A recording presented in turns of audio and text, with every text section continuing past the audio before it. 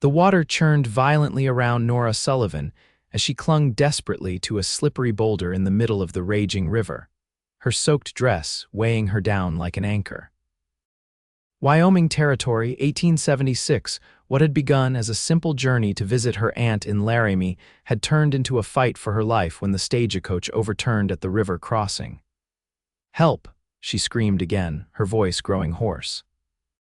The other passengers had made it to shore, but the current had swept her downstream before anyone could reach her. Her fingernails dug into the rock as another surge of water threatened to tear her away. The sound of splashing caught her attention, and she turned to see a man wading toward her, fighting against the current. His tall frame moved with determined purpose, cowboy hat somehow still affixed to his head despite the rushing water. "Hold on, miss," he called out, his voice carrying over the roar of the river. "I cannot hold much longer," Nora cried, feeling her grip weakening as the river tugged at her body. The stranger reached her just as her fingers slipped from the rock. His strong arms caught her before the current could claim her, and with remarkable strength, he navigated them both toward the riverbank. By the time they reached the shore, Nora was trembling from exhaustion and cold, her dress torn from shoulder to waist where it had caught on rocks during her ordeal. She clutched at the tattered fabric, mortified at her exposure despite her life having just been saved. The cowboy noticed her distress immediately and without hesitation removed his duster coat, draping it around her shoulders. "You'll have dignity with me, miss," he said softly, his eyes averted respectfully as she pulled the coat tight around her shivering form.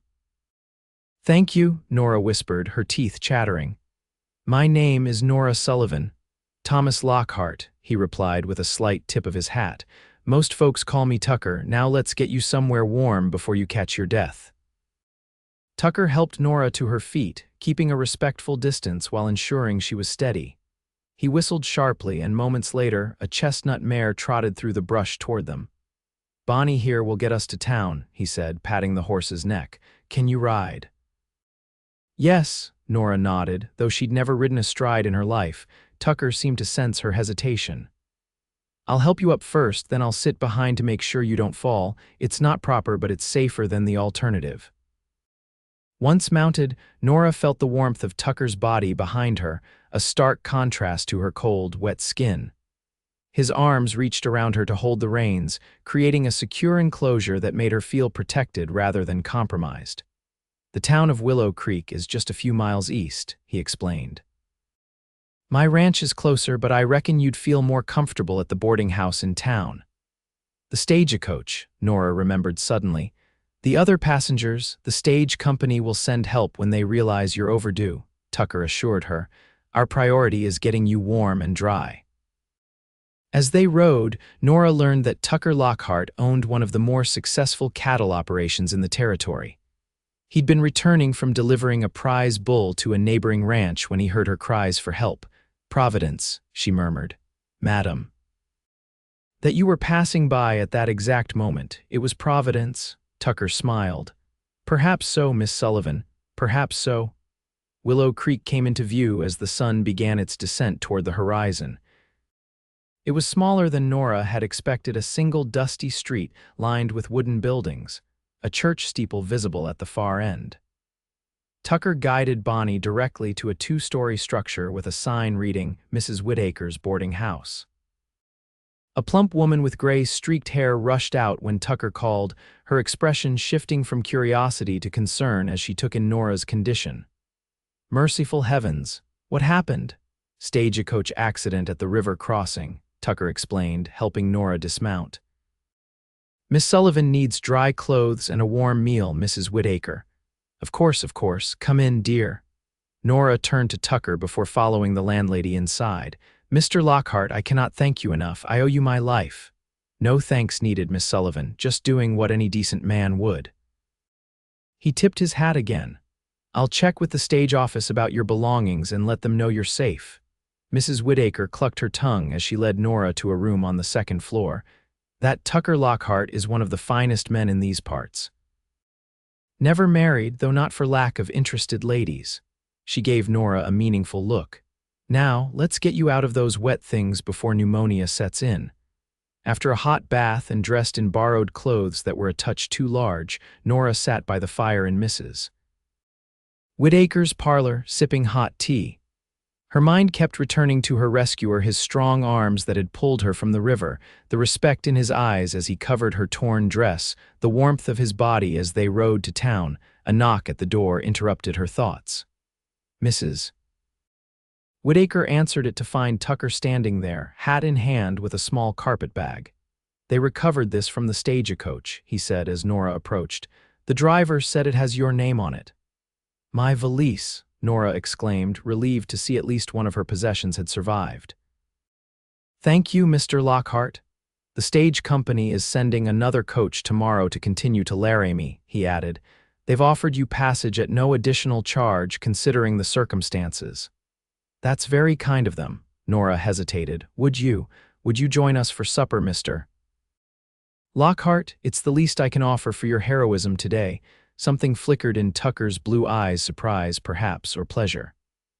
"I'd be honored, Miss Sullivan, though I'm not dressed for dining with a lady," Mrs. Whittaker laughed. "Nonsense, you're perfectly fine as you are, Tucker.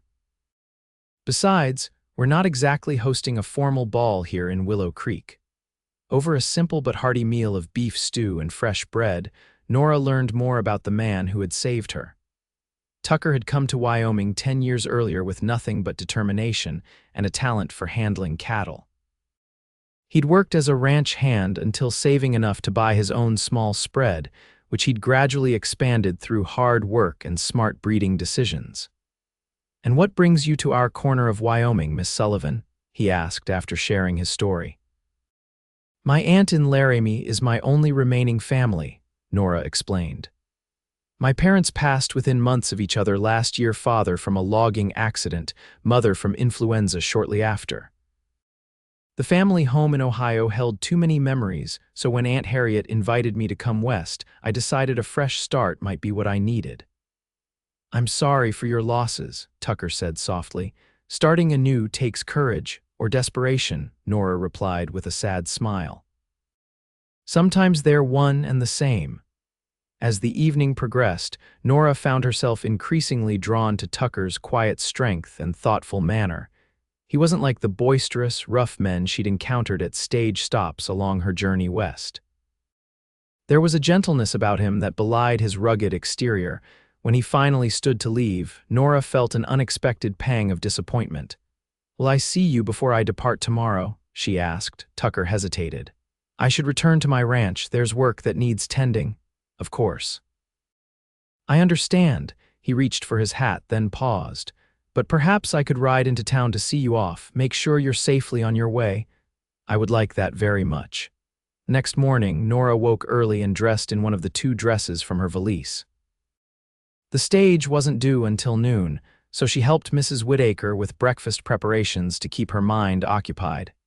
Every time the door opened, she looked up expectantly, but Tucker didn't appear. By 11:30, with her carpet bag packed and waiting by the door, Nora had resigned herself to the fact that ranch responsibilities had kept Tucker away. She tried to ignore the hollow feeling in her chest at the thought of leaving without saying goodbye. "The stage is coming, Mrs. Whittaker called from the window. Nora smoothed her skirts and reached for her bonnet just as the door swung open. Tucker stood there, slightly out of breath, his hair damp as though he'd recently bathed. "I apologize for my tardiness," he said. "A heifer decided this morning was the perfect time to calve." "You came," Nora said, unable to hide her smile. "I gave my word, didn't I?" He offered his arm. "May I escort you to the stage?" As they walked toward the waiting coach, Nora felt the weight of imminent departure. This man, whom she'd known for less than a day, had affected her more deeply than anyone she'd met in years. "Mr. Lockhart Tucker," she began, stopping before they reached the stage. "I wish we had more time to become acquainted." "As do I, Miss Sullivan." His eyes held hers. "Nora." The driver called out, "5 minutes, folks." Tucker reached into his pocket and withdrew a small folded paper. "My direction, should you wish to write, perhaps after you're settled in Laramie." Nora took the paper, her fingers brushing his. "I would like that very much." Your life is taking you to Laramie and mine is here, Tucker said quietly, but I find myself wishing circumstances were different. As do I, Nora echoed his earlier words. Then, with a boldness that surprised even herself, Nora reached up and placed a soft kiss on Tucker's cheek. Thank you for my dignity, Mr. Lockhart, and my life. The stagecoach journey to Laramie passed in a blur of dust and jostling. Nora's thoughts remained in Willow Creek with the cowboy who had pulled her from the river. By the time she arrived at her aunt's comfortable home, she had composed and discarded a dozen mental drafts of a letter to Tucker. Aunt Harriet was a widow in her 50s who had moved west with her husband during the early days of the territory. She welcomed Nora warmly, exclaiming over her river adventure and showing genuine interest in Tucker's heroism. He sounds like a fine man, Aunt Harriet remarked as they sat in her parlor that evening. Ranching is a respectable profession in these parts, you know. Some of the territory's most influential citizens are cattlemen. Aunt Harriet, I've only just met him, Nora protested, though she couldn't help the color that rose to her cheeks. And yet you've mentioned him no less than 5 times since your arrival. Her aunt's eyes twinkled. When do you plan to write to him? Tomorrow, perhaps, Nora admitted, though I'm not sure what to say. The truth is always a good place to start. The next morning, Nora sat at her aunt's writing desk and penned a letter to Tucker, thanking him again for his rescue and describing her safe arrival in Laramie. She told him about her aunt's lovely home and her initial impressions of the town, which was considerably larger than Willow Creek. She hesitated before concluding, then wrote, I find my thoughts returning often to our brief acquaintance. Should your ranch duties ever bring you to Laramie, I would be most pleased to see you again. 2 weeks passed before a reply arrived. Nora's hands trembled slightly as she broke the seal. Tucker's handwriting was neat and precise, belying the stereotype of the uneducated cowboy. He expressed relief at her safe arrival and shared news of recovering most of her luggage from the riverbank downstream from the accident. He had arranged for it to be sent to Laramie on the next freight wagon. Business does occasionally bring me to Laramie, his letter continued. In fact, I must attend the territorial livestock auction there next month. If it wouldn't be too forward, perhaps we might meet for tea or a meal during my stay. Nora pressed the letter to her heart, a smile spreading across her face. Over the next weeks, they exchanged several more letters.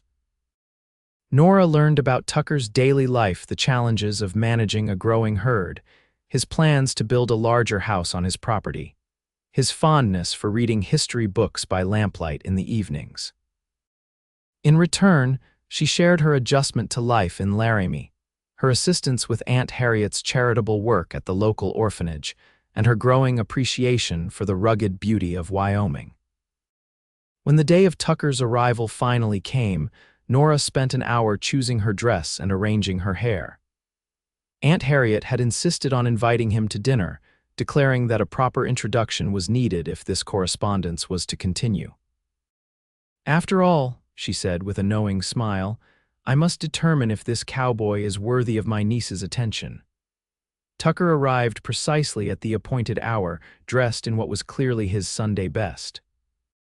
He had traded his work clothes for a dark suit, though his tan revealed a man who spent most of his days outdoors.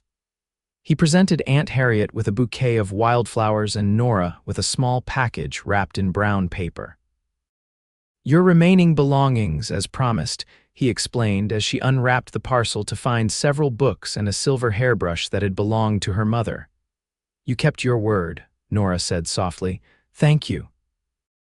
Always, Tucker replied, his eyes holding hers for a moment too long to be merely polite.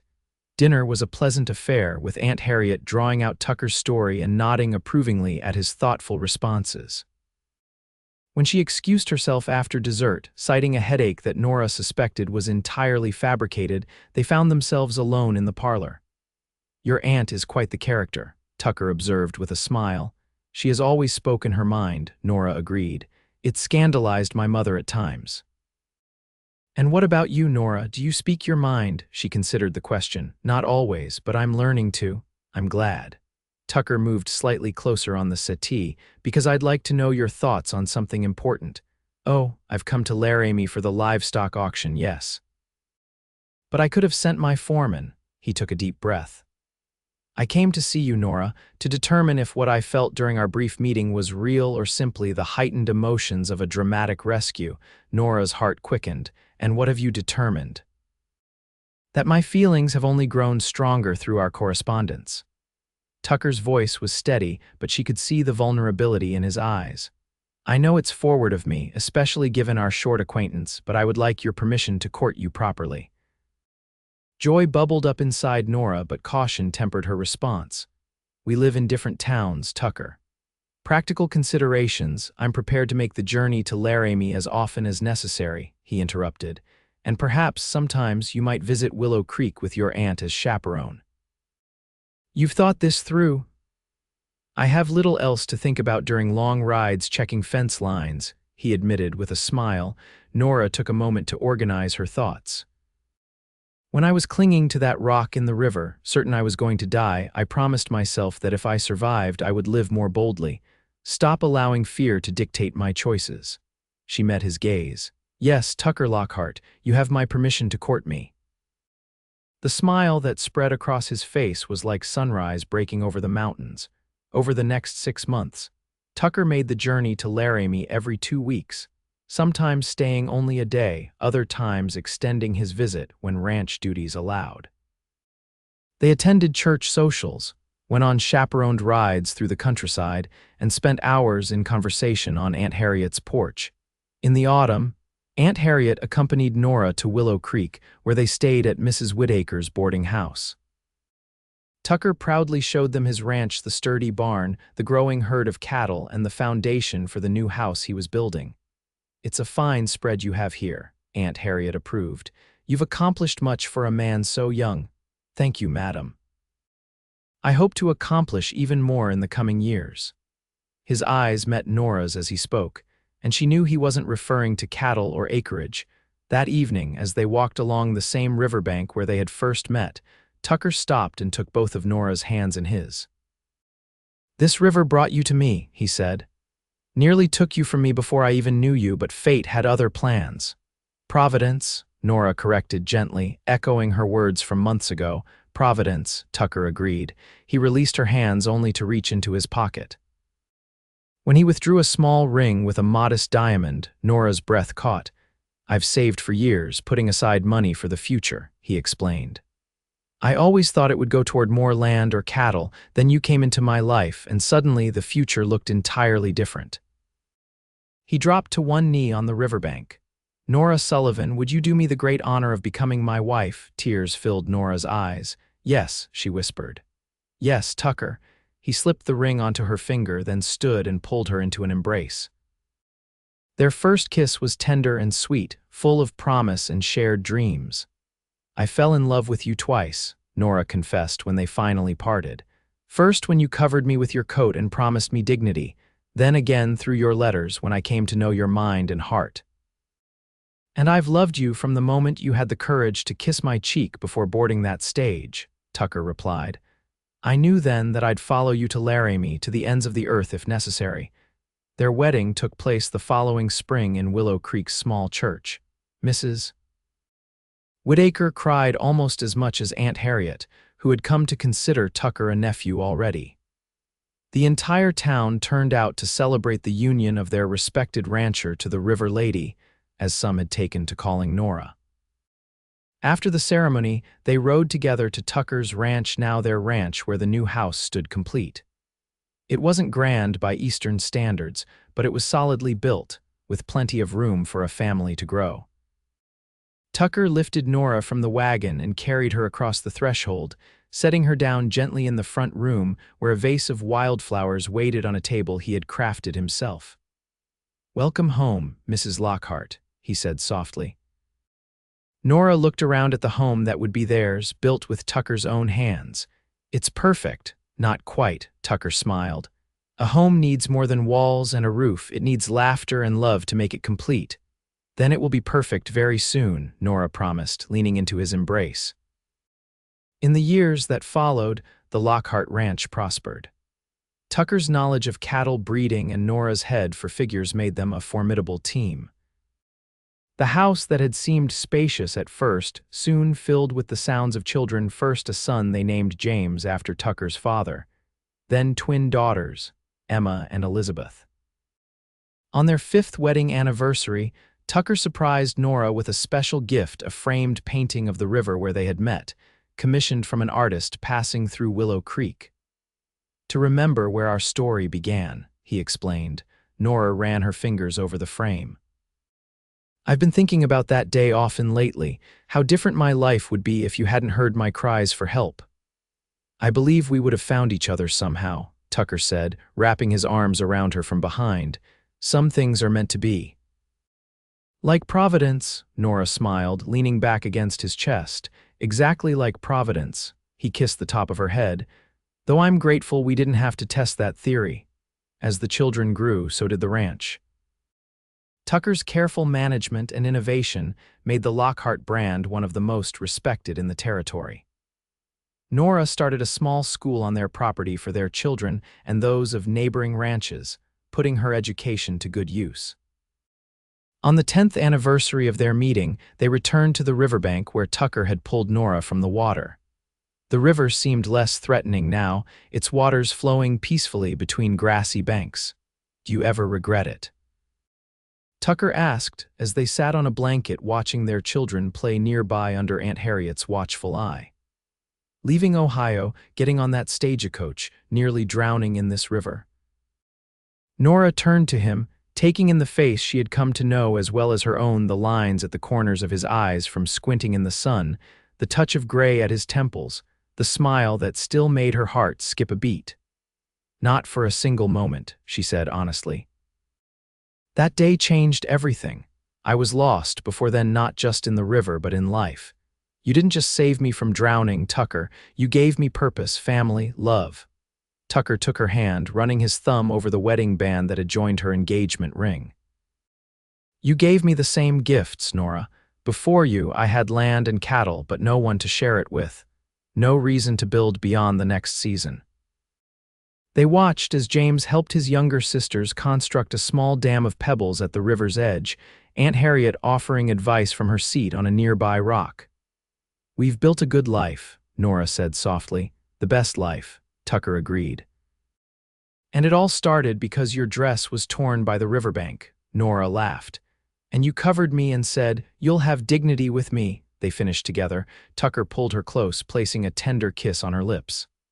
"I meant those words then, and I mean them now. Every day we've had together, every day still to come." "I know," Nora whispered against his lips. "That's why I fell in love with you."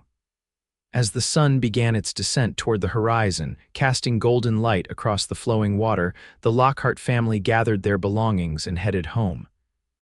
Tucker and Nora walked hand in hand, their children running ahead, their future as bright and promising as the western sky. The river that had once threatened to take everything from Nora had instead given her everything she could have wished for, a love born of dignity and respect, strengthened through years of partnership and devotion, and destined to flow on as steadily as the waters that had brought them together.